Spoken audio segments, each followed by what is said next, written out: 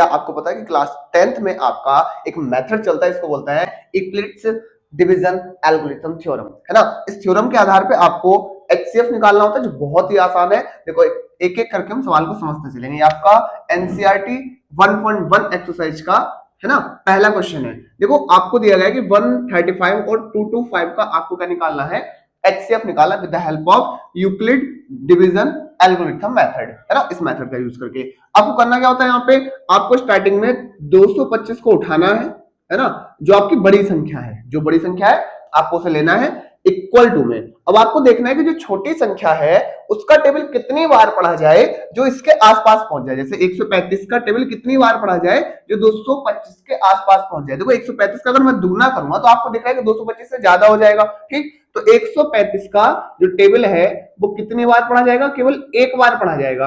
और 135 का एक बार टेबल पढ़ेगा कितना आएगा, 135 ही आएगा।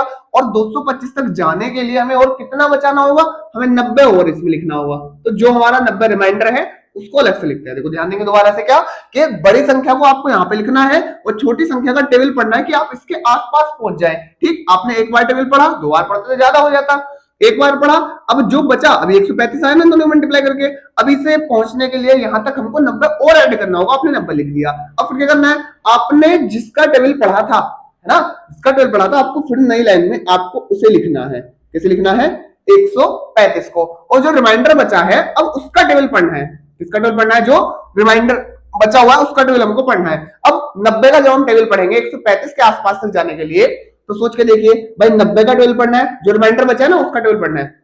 90 का टेबल सोचो, अगर मैं दो बार करूंगा तो कितना आ जाएगा, है ना, 180 आ जाएगा, जो कि ज्यादा हो जाएगा। तो फिर से 90 का टेबल केवल एक बार पढ़ना होगा और क्या बचेगा आपके बार हमारे पास 45 रिमाइंडर बच जाएगा, है ना। देखो ध्यान देंगे भाई 90 का टेबल हमने केवल एक बार पढ़ा और हमें जाना 135 तक, 90 में और क्या जोड़ेंगे 135 बने आपका 45। अब फिर से वही आपने जिसका टेबल पढ़ा था आप उसको फिर से लिख लीजिए, 90 हो गए यहाँ पे। अब जो रिमाइंडर बचा है अब आपको फिर से रिमाइंडर का टेबल पढ़ना है ना।